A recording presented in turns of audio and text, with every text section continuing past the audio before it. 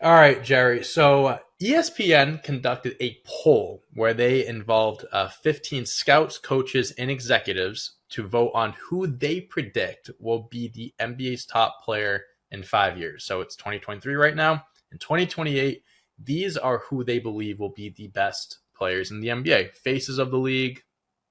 Just the top player, the consensus number one player in the NBA.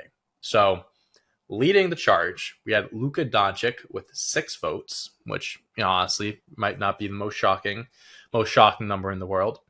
Anthony Edwards coming in at second with 3 votes. Nikola Jokic, reigning Finals MVP, NBA champion with 2 votes. Victor Wembanyama, the number one pick in the draft, got 2 votes. Shai Gilgeous-Alexander of the Oklahoma City Thunder Let's got go. 1 vote, which is kind of like that's an interesting name to be thrown in there. And then closing it out also with 1 vote is Jayson Tatum on the Boston Celtics. So we're going to go over these 6 players that were voted on, and then we're also just going to kind of like give a mix of players that missed the cut, that didn't make it, that potentially could be in one way or another potential best players in the NBA in 2028. So I guess we'll just start at the top. What do you think of Luka Doncic getting almost half the votes here? Do you think that's kind of like a given? Is that even surprising to you? Nah, not at all. I think everybody's like been projecting him to win an MVP like every single season Since he's since entered the league. ever since like year two. Like after year one, it's like, oh, yep, he's legit. Coming into year Yeah. two is like MVP favorite. Yep. So him being at number one with 6 votes, definitely not a shocker. I mean, the potential says it all, right? I think I've seen some phony ass Bleacher Report stuff about the player comparisons, how they made him like a Kobe Magic hybrid. And although it did Hmm. piss me off, I did understand because if you look at the stats, he averages 30 like how Kobe can, and he averages 9+ assists like how Magic can. So, and the rebounds as well, right? I guess I they probably could have just threw in Shaq in there just because it's Bleacher Report. I will say Luka Doncic has some of the craziest season stat lines For for a sure. guy that's only played 5 years. Last year he put up 32 points, 8 rebounds, almost 9 rebounds, 8 assists for his career. He's at 27.6 points, 8.6 rebounds, 8 steals, and a little over a steal a game. That's fucking crazy. Like that's like generational shit right there. Like that is like face of the league type shit that we're going to be seeing for the next Screens it. 5+ years. Yeah, I mean that's not really a surprise to me. I mean there's always these comparisons of who's better. Like I hate bringing him up because I'm the Celtics guy, but like Luka versus Tatum, stuff like that. You know what I mean? But there really is no debate. Luka Doncic is on the trajectory to be hands down the best player in the league. I mean, people might argue, that he's already like his name should be thrown in the hat for best player in the league. The only thing he's missing are the accolades, the MVPs, the championships, the appearances, all that stuff. And of course, with him only being, let's see, 23 years old, he's got, like he's going to be 28 in 5 years. Like that's Oh going to be like man. right when his prime years start. Like he's putting up those numbers as a 23-year-old. The way the league, the league's always evolving, it's always changing. I don't even want to think about the stat lines he'll be putting up in 5 years. Like I think this is like a given. Like he's gonna, as obviously we're talking in a perfect world, injuries, all that stuff. Everyone has a Yeah. clean slate of health. No one's hurt, whatever. It's gonna be hard to say that anyone's gonna be better than Luka for the next like 10 years, even. You know what I mean? So Yeah. that I mean, doesn't really shock me at all. if you think about it too, like in this, like you kind of touched on it with the how the NBA is trending era wise. He was one of like the 7 or 8 guys that had like 30 points a game, right? Mhm. Imagine what that might look like in 5 years, where maybe 38 or 40 is like, yeah, like if you're not averaging 40, you're not a real star in this league. Yeah, no, honestly, because like 10, 15 years ago, if you averaged 30 in a season, it was like the Yo, you're craziest thing phenomenal. you've ever seen. It's like you're one of the best players of this generation. Yeah. Now, like you have guys like, again, 7 guys putting up 30 plus, and one of the guys who's on this list, no disrespect, but like guys like Shai Gilgeous-Alexander, like that's crazy. Guys like him are putting up 31, 32 a game. It just shows you how like the NBA is evolving. And again, no disrespect to Shai whatsoever. He's unbelievably talented. But like it just tells you like there's a lot of talented dudes in this league. And kind of going off of Shai Gilgeous, that's the most shocking name I think has been thrown on this list. You were fist pumping when I read off his name here. What is the likelihood for you like that he's going to be the best player in 5 years? You think that's a strong chance of happening? Yeah, like if you look at the numbers, like yes, let's compare the number one guy with the tied for last guy on this list. Like I don't have Shai's numbers pulled up, but I'm pretty sure like Luka's are about 33, 8-8, or 9-9, or something like that. Yeah, I'll pull him up to you. Yeah, please. Like Shai's around 30. I feel like 7 rebounds and 5 assists. So right now, Shai was at 31.5. He averaged 5.5 assists a game and just about 5 rebounds. But also keep in mind too, and you talk about this a lot, why he's so good is the defensive side of things. He averaged over a steal and a half a game and over a block a game. And that's what I think. That's great. Really that's greatness right there. That boost, right? Like Luka, as good as he is, isn't that two-way star. And that's why you brought up the debate between Luka and Tatum, why it's a thing. Well, it's a thing because Tatum is a better defender than what Luka is. So, I mean, I think Shai is literally the best two-way player on this list that we have pulled up. And I don't think that's really up much for debate. And he can score. Like that type of classic mentality that we touch on all the time, of just being a two-way star, being able, like Kawhi or Kobe or LeBron back in his heyday, or Jordan, obviously, being able to strap up the opposing team's best player and then getting a bucket on the other end. Like, and he's going to be involved in all the touches, all the actions moving forward with OKC. He's the guy. It's just a smaller market, obviously. So maybe he's committed. He's committed to what they have going on over there too. Like, you know, like I'm sure that they would have given him an out. Like, hey, this is the direction we're going down. Like, we understand if you don't want to be around. He does. So, you know, he's definitely going to be the face of that franchise for the next, 5 years at least. So that will be exciting to see. Of all the franchises that these guys play for, he's literally a part of the smallest one. Oh, so absolutely. Maybe that takes away some of the popularity or the notoriety that he might be able to get compared to everybody else. Even Minnesota's a bigger market, I would think, than Oklahoma City. Right. But then you have to look at it too, like markets always change in the NBA. Like back in like the mid 2010s, like Milwaukee wasn't a huge market or anything, even Denver, something like that, but it comes with success. The Thunder that we talked about, with our last podcast episode, the Thunder have 30 something draft picks. In 5 years, they could be the clear best team in the NBA, depending on how they handle those picks, trades, drafting, all that stuff. But it's like there's a possibility. So Shai Gilgeous could be the face of a team, a franchise that is one of the best teams in the NBA. Because again, the NBA is always changing. You never know what that franchise could look like in 5 years. I agree. I agree with what you're saying. But even with winning a championship, like you brought up Milwaukee. Milwaukee won a championship, but that didn't exactly make them a super marketable franchise. Like, let's say TV deals or stuff like that. Take the Spurs throughout the 2000s, right? They won 5 championships over the span of their dynasty, with Tim Duncan being the face. Not a lot of people pick Tim Duncan as a sexy option, right, for like the face of the league. We're going to look at the 2000s and be like, damn, Kobe dominated that era. Like Tim Duncan didn't win. But Tim Duncan really, is right there with him. Yeah, no, I agree with you. That makes sense. But yeah, it's kind of both sides of it. Like you said there, like your argument, small market, even championships bring it. But the NBA is always evolving. You never really could tell the future of what goes on in the NBA.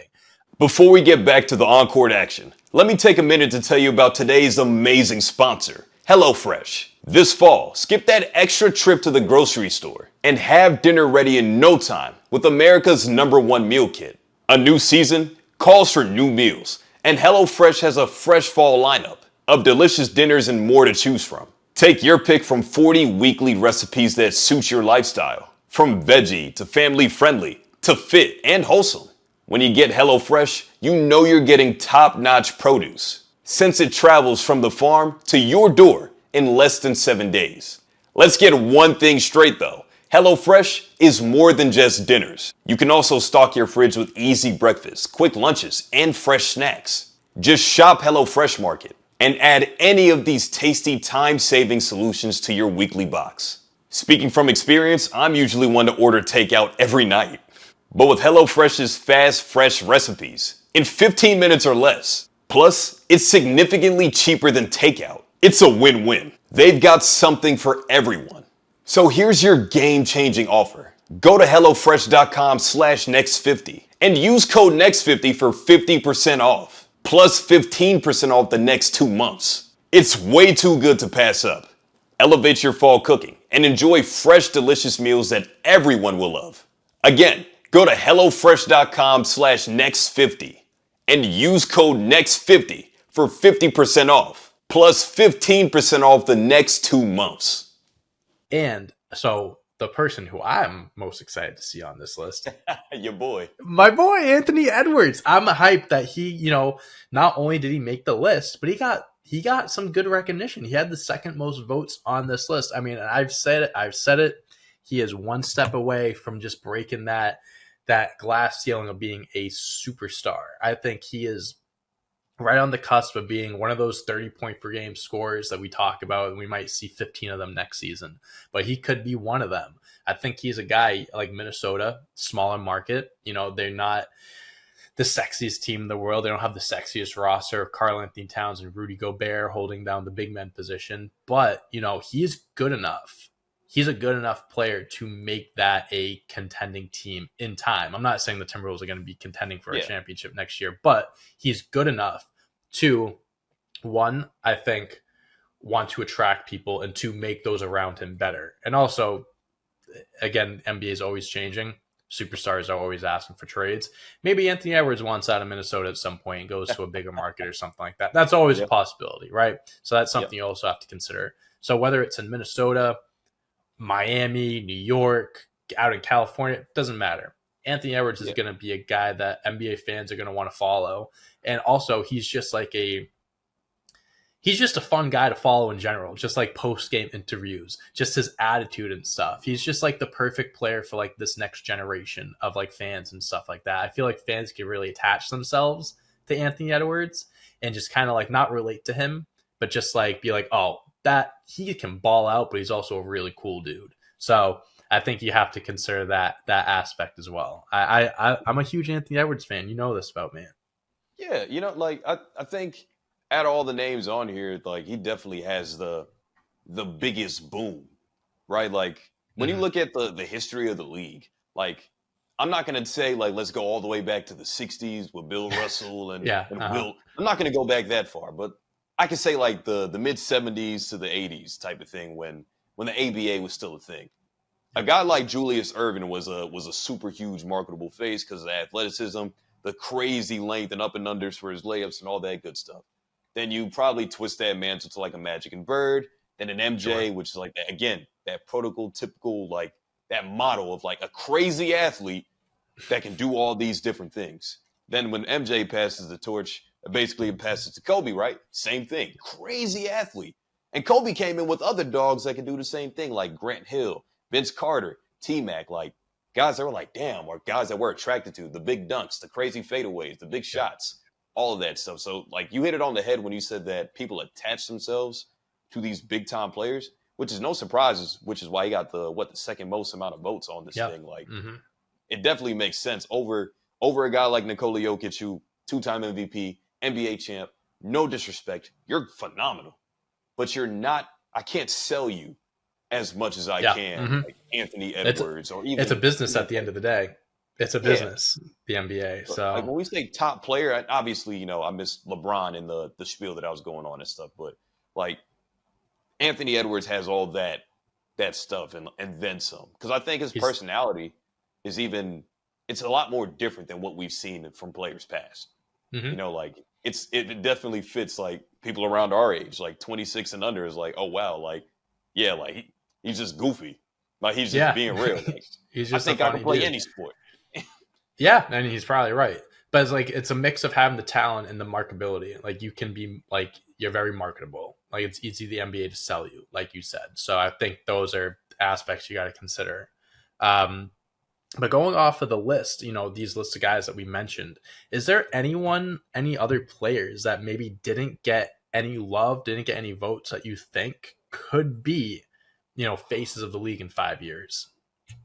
Yeah, like I got some written down like in front of me. Just a big one. I got to give a shout out to my guy like LaMelo Ball. A guy who shared that draft class, who was the number 3 pick in Anthony Edwards' draft class, which I think because of injuries doesn't get his due diligence on how marketable he really is.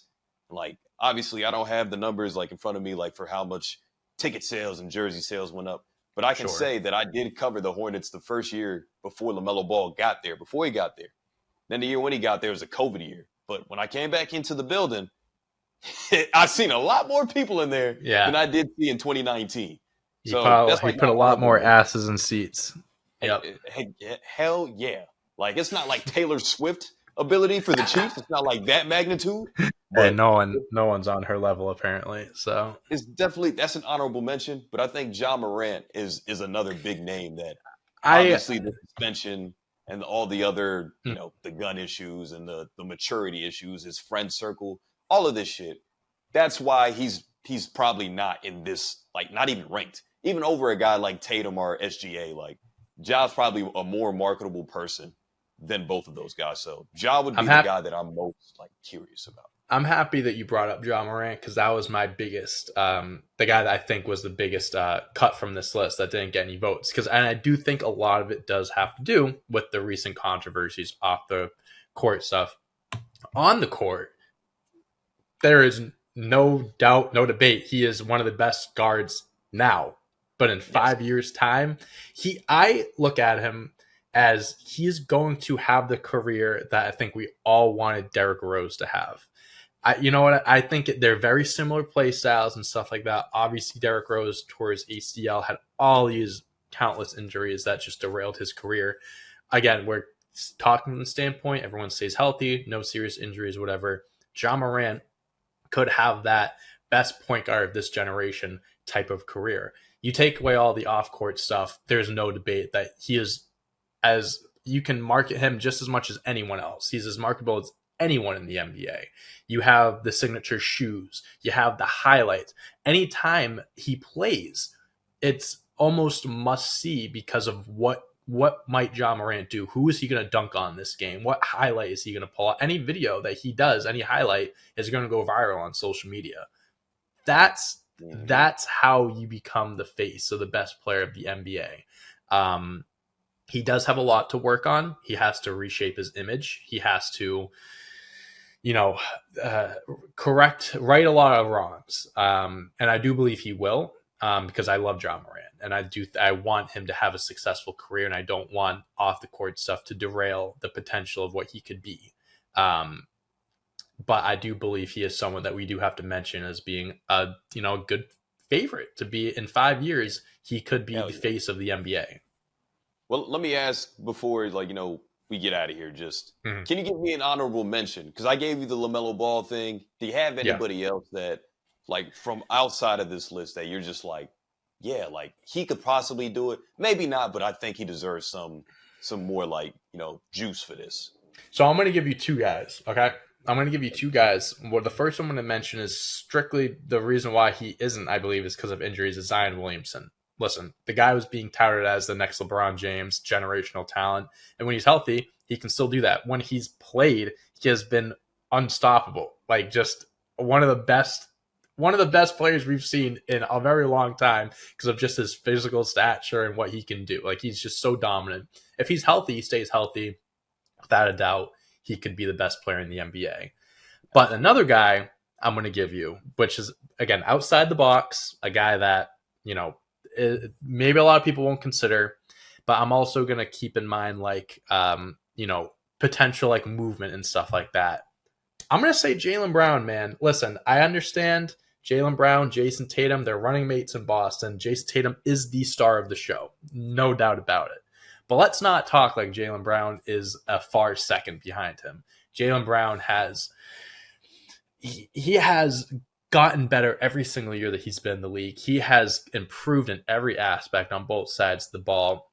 He still has to learn how to dribble with his left hand, but I do think that is something that will happen with the $300 million contract that he signed. I think that should be the main focus this Oh, offseason, this training camp. he said it. But I know it's true. Hey, I'm a Celtics fan, but I say it how it is. But I'm saying from this perspective of, let's say Jaylen Brown leaves in a year or two, okay? Because that's a genuine possibility. If the Celtics don't win a championship, Jaylen Brown, maybe they want to ship him off. Maybe Jaylen Brown wants out. If Jaylen Brown was the number one on his own team, I believe he would be putting up the same numbers, if not very similar to Jayson Tatum. And he already is putting up similar numbers to Jayson Tatum as his running mate. He averaged 27 points last year. As a number two, that's pretty good. If he was a number one, I do think people would be considering him more of a guy that could be a top 10, top 5 player in the NBA. I do think he is that talented. It's just hard to see that right now. So again, more stuff has to. There's factors into it. Again, being on his own team, whatever. But I do think that he does have that talent where he could be in that conversation. I'm not mad. I'm not mad at either one, especially Zion. Before this Victor Wembanyama guy or Yama guy came out of nowhere, Zion was supposed to be the face, the next guy. So I understand that.